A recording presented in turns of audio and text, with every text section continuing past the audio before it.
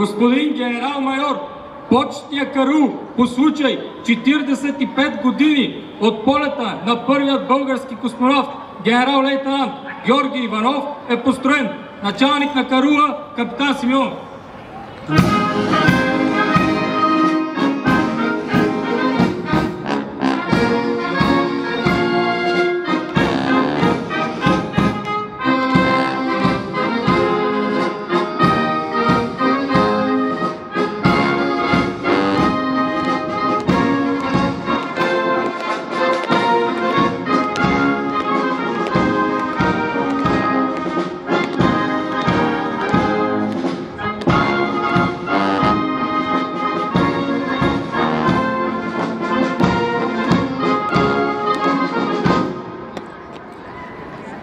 Здравейте, господа офицери, курсанти, сержанти и войници! Здраве желая, господин генерал-майор! Поздравявам ви по случай 45 години от полета на първия български космонавт в космоса.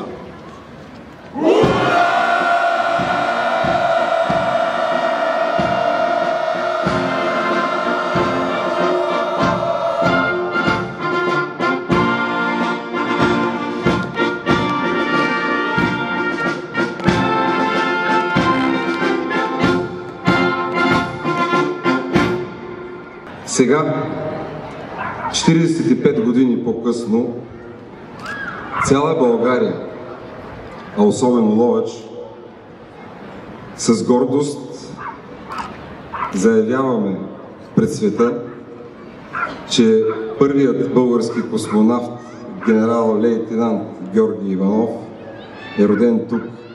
Нашият съгражданин и почетен гражданин на град Ловеч. Думи като гордост и национално самочувствие напоследък липсват. Но той направил България шестата държава в света, имаща своя полет в космоса, своя човек в космоса, ни кара да се обръщаме към тези думи. Неговия полет към звездите е пример за младото поколение.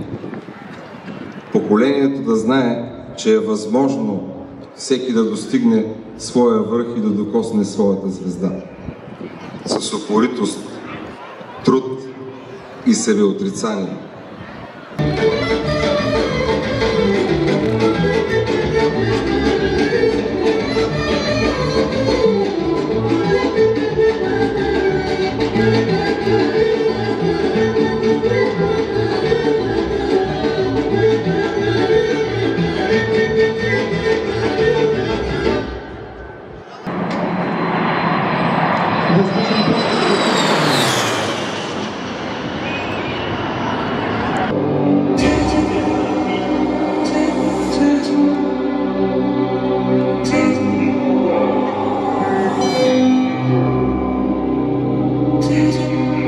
Победата на първия български космонавт Георги Иванов, който отнесе към звездите шепа пръст от родния Ловеч.